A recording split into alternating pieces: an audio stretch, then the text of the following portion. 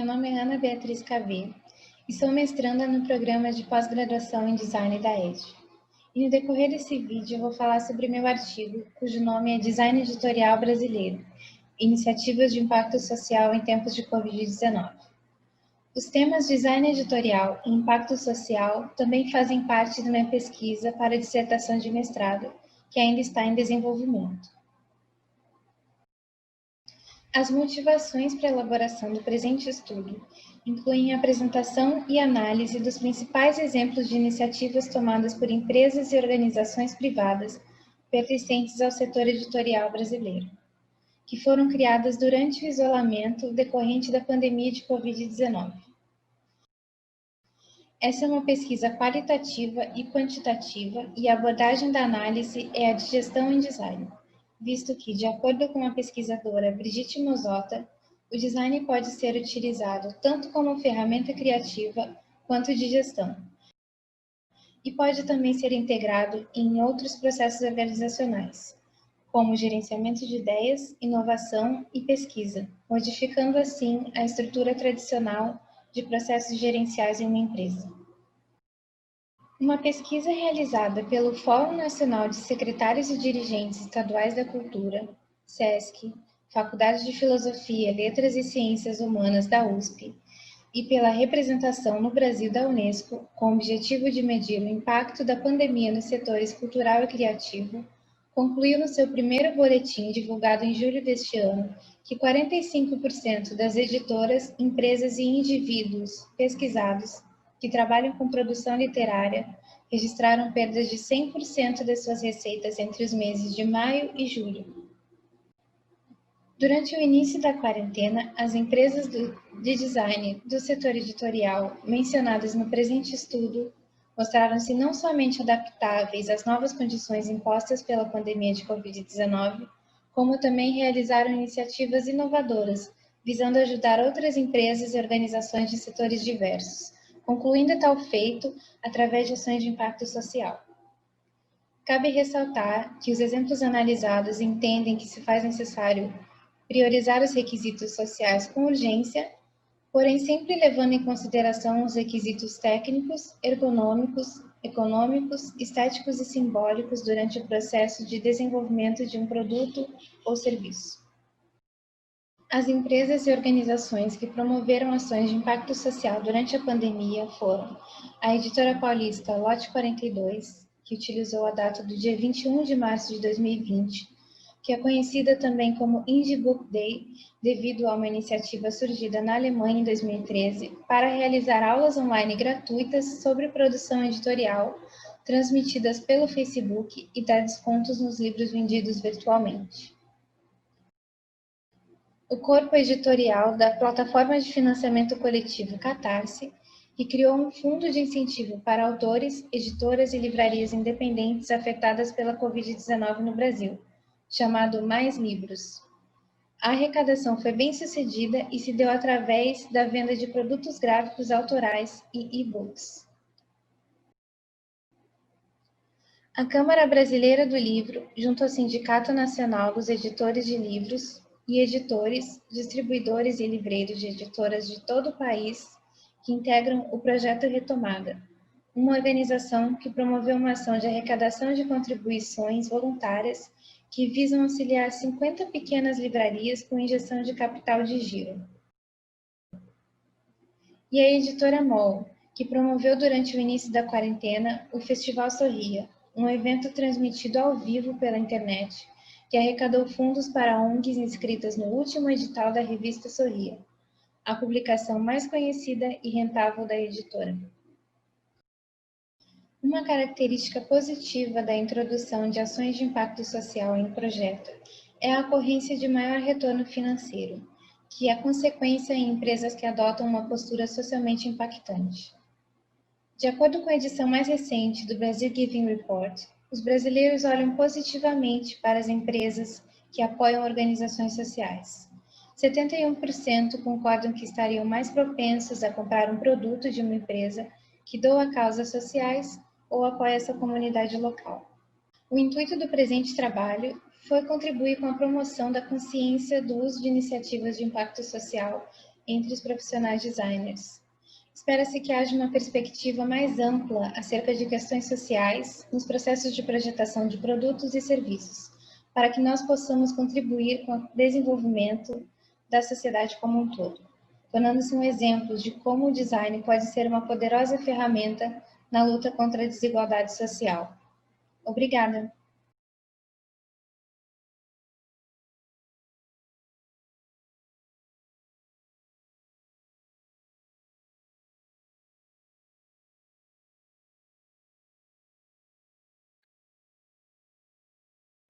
Olá a todos, tudo bem? Eu sou Rodrigo Schonacher e sou aluno do doutorado do PPD-ESG. O trabalho que eu venho apresentar hoje foi desenvolvido em parceria com duas colegas do programa, a Elga Spitz e a Luísa Becker-Igoni, e surgiu a partir de uma conversa na qual nós falávamos sobre os principais temas que nós estávamos estudando nas nossas respectivas pesquisas. Durante essas trocas que nós tivemos, percebemos que havia uma série de semelhanças e convergências em relação a esses temas.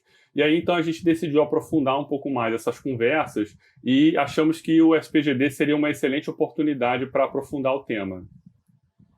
O nosso trabalho tem o título Métodos Ágeis e Design Thinking, contribuições para projetos de tecnologia assistiva. O objetivo desse trabalho era entender a evolução dos processos de métodos de gerenciamento de projetos e entender como essa metodologia contribui para tornar os projetos de tecnologia assistiva mais adequados para o usuário, conseguir reduzir prazos e buscar novas evoluções em relação a esse tipo de gerenciamento para esse tipo específico de projeto. O trabalho foi feito a partir de uma revisão exploratória da literatura organizada pelos 3 grupos de referência que a gente já citou. Como cada um de nós já tinha uma experiência prévia com esse tipo de material, o que a gente fez foi usar uma adaptação da técnica Snowball Sampling para desenvolver e buscar novas referências em relação a esse tema. Daí a gente tem, então, os métodos ágeis, né, que surgiram da área de tecnologia da informação, mas acabam que estão sendo explorados por outras frentes de trabalho, né? Eles pregam algumas coisas que são importantes, por exemplo, equipes multifuncionais, entregas parciais e atividades extremamente iterativas, né, que voltam sempre que encontram alguma questão importante que precisa ser revista. A gente tem também o Design Thinking, que boa parte de vocês já deve conhecer, que é um método de trabalho criativo e prático que tem como objetivo entender os problemas dos clientes e buscar soluções para eles. Ele é capaz de lidar com situações complexas e problemas mal definidos. Por fim, a gente tem a tecnologia assistiva, que tem como objetivo promover a funcionalidade de pessoas com deficiência ou com mobilidade reduzida. A literatura que trata do tema da tecnologia assistiva recomenda que sejam montadas equipes multidisciplinares e que o usuário sempre seja envolvido ao longo das etapas de projeto. Isso nem sempre acontece e é o que acaba gerando uma série de gargalos ao longo desse tipo de projeto.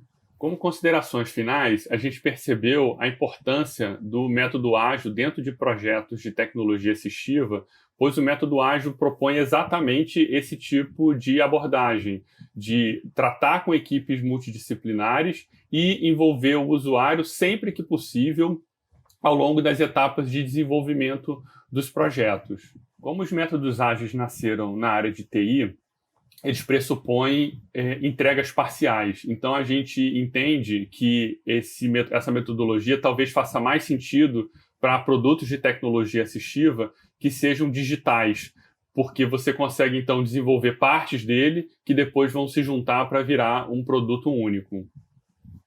Isso parece, então, limitar um pouco a aplicação de métodos ágeis em projetos de tecnologia assistiva. Mas da mesma forma que a tecnologia vem se tornando cada vez mais digital, isso também tem acontecido na área de tecnologia assistiva. Ainda assim, a gente vê que é possível aplicar esse método em alguns projetos dentro da TA. Por exemplo, o desenvolvimento de softwares que ajudem as pessoas a operarem melhor os smartphones, ou jogos que ajudem as pessoas até a desenvolverem algumas habilidades que são importantes. E também é importante se ressaltar que a tecnologia assistiva, para ela conseguir desenvolver uma inclusão social, uma participação social maior, é importante que a gente saia só das questões fisiológicas e busque outras necessidades que esse perfil de cliente, que esse perfil de usuário possa vir a ter. As características individuais e ambientais, elas precisam ser consideradas durante esse tipo de projeto. E as ferramentas de design thinking, elas podem ajudar muito nesse tipo de abordagem. E isso pode levar à criação de uma nova categoria ou de novas categorias de produtos e ampliar essa área de contato entre os métodos ágeis e a tecnologia assistiva. Esse, então, foi o resultado do trabalho que a gente apresenta hoje aqui. E muito obrigado. Um abraço. Olá, eu sou a Luísa, sou doutoranda pelo PPDESD. O trabalho que eu venho apresentar é o mapeamento de centros de conhecimento e prática pertinentes à tecnologia assistiva no Rio de Janeiro, feito em coautoria com o Dr. Alessandro Valério e professor doutor André Moná. O trabalho tem como objetivo identificar e caracterizar núcleos de conhecimento e prática relacionados à tecnologia assistiva. Os objetivos específicos são mapear as principais áreas de atuação, as instituições, organizações e empresas, e o envolvimento de pessoas com deficiência e mobilidade reduzida na área. A tecnologia assistiva é uma área interdisciplinar que busca a promoção da autonomia e independência de pessoas com deficiência e mobilidade reduzida. No início do ano, a TA foi tema de um evento promovido aqui pela ESD. O Seminário de Design em Tecnologias Assistivas e Convergência Tecnológica teve a proposta de fomentar a interação entre os diferentes atores da área. Foram 2 dias de palestras com temas diversos, com falas de pessoas com deficiência, pesquisadores, designers, engenheiros, profissionais da saúde, representantes da indústria, do governo. O evento foi pensado para contemplar da forma mais abrangente possível a pluralidade da área e atrair um público com diferentes expertises e motivações relacionadas à TA. O formulário de inscrição no seminário foi gerado e disponibilizado em uma plataforma de eventos, entre os dias 20 de janeiro e 8 de fevereiro. O corpus dessa pesquisa foi o banco de dados composto pelas informações dos inscritos, e a pesquisa se concentra especificamente nas informações referentes a vínculos, deficiências e mobilidade reduzida. Foram 475 inscrições. Os dados foram organizados em uma planilha, foram aplicados filtros para manter só as inscrições com vínculos da cidade e restaram então 350 inscrições, totalizando 117 instituições, empresas e organizações do Rio. E daí foram feitas as análises e categorizações. Mais da metade das pessoas inscritas no seminário estava vinculada a 5 instituições. A UFRJ foi o primeiro lugar, seguido do IFRJ, UERJ, Fiocruz e PUC-Rio. Os dados mostram um grande interesse de discentes, docentes e demais profissionais vinculados a instituições públicas, especialmente os da área da saúde. Foi feita também uma categorização por tipo de instituição. Uma categoria que surpreendeu foi a de empresas, startups e projetos que não têm foco específico em TA. Foram várias, muitas que trabalham com plataformas digitais. Nós tivemos também instituições de ensino, as instituições públicas e estatais diversas, clínicas e hospitais, instituições de reabilitação, educação e associações de pessoas com deficiência, empresas e startups, essas com foco em tecnologia assistiva, em acessibilidade, e também tivemos serviços para idosos e algumas organizações filantrópicas e igrejas. Só 8 dos inscritos relataram ter deficiência. A deficiência visual foi a principal, seguido da auditiva, motora e um relato de deficiência sem especificação. Aqui nós também tivemos respostas como não tenho deficiência, mas... E aí falavam de familiares ou do seu trabalho com pessoas com deficiência. Isso mostra o interesse da rede de apoio. Os resultados mostram a diversidade de áreas que fazem interface com a tecnologia assistiva. Nós conseguimos mapear alguns dos principais núcleos aqui do Rio. Quando tratamos de projetos de tecnologia assistiva, a formação de equipes interdisciplinares tende a trazer soluções mais adequadas ao público-alvo. Público-alvo, aliás, que deve ser mais envolvido nas discussões e nos projetos. Os próximos passos, então, devem ser buscar esses núcleos identificados e buscar maneiras de envolver as pessoas com deficiência e mobilidade reduzida. Eu agradeço a atenção de todos, agradeço aos organizadores do seminário, toda a equipe, agradeço aos apoiadores, parceiros e a FAPERJ que fez o evento e, por conseguinte, esse trabalho possível. Olá, eu sou Gabriel Borges, aluno de mestrado do PPD-ESG. Meu orientador é o professor André Ribeiro e o título do artigo é Customização em Massa de Tecnologia Assistiva. A tecnologia assistiva é uma área do conhecimento de característica interdisciplinar, que abrange um conjunto de recursos utilizados para proporcionar ou ampliar habilidades funcionais de pessoas com deficiência, possibilitando assim uma maior autonomia e independência dessas pessoas e contribuindo para uma maior inclusão social e melhoria da qualidade de vida delas. Em muitos casos, dadas as características e necessidades específicas dessas pessoas, a produção desses recursos se dá em escala reduzida, às vezes uma única peça, o que acaba contribuindo para um elevado custo de produção, principalmente se comparado a produtos fabricados em massa. Então, é fundamental o desenvolvimento de estratégias para o projeto, produção e distribuição de recursos de tecnologia assistiva que, ao mesmo tempo, sejam eficazes do ponto de vista funcional, mas que também sejam acessíveis economicamente. E uma forma de atingir esse objetivo é por meio da aplicação de estratégias de customização em massa. O termo foi popularizado por Joseph Pine, que o define como a busca pela obtenção de altos níveis de personalização, buscando satisfazer demandas específicas dos consumidores, ao mesmo tempo em que tenta manter a economia da produção em escala. A customização em massa se apresenta, então, como uma estratégia com grande potencial de impacto na indústria da tecnologia assistiva, na busca por um melhor atendimento das necessidades físicas, cognitivas e emocionais das pessoas com deficiência. A customização em massa é um assunto bem desenvolvido nos campos da administração, do marketing e engenharia de produção, mas pouco explorada do ponto de vista do design de recursos de tecnologia assistiva.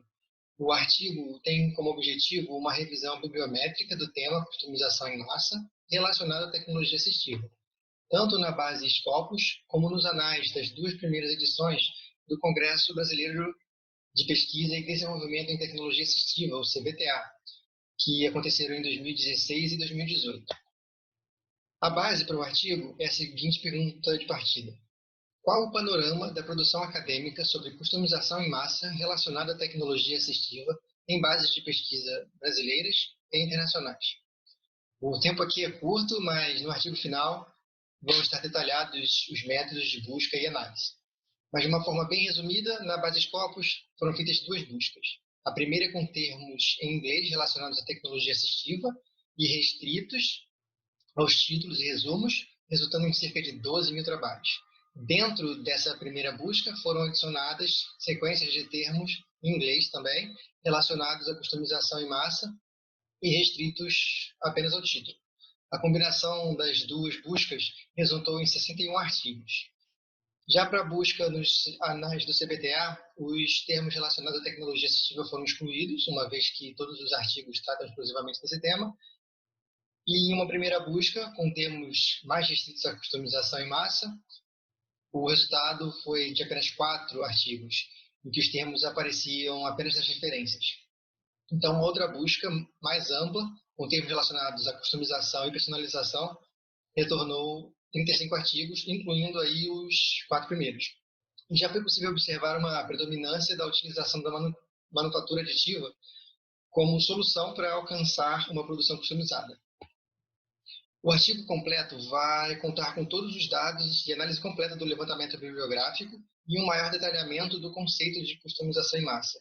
Esse trabalho é base para uma revisão bibliográfica mais ampla, que, por sua vez, vai ser a base para uma dissertação que visa entender quais as contribuições que o design pode oferecer no desenvolvimento de recursos de tecnologia assistiva passíveis de customização em massa. Obrigado.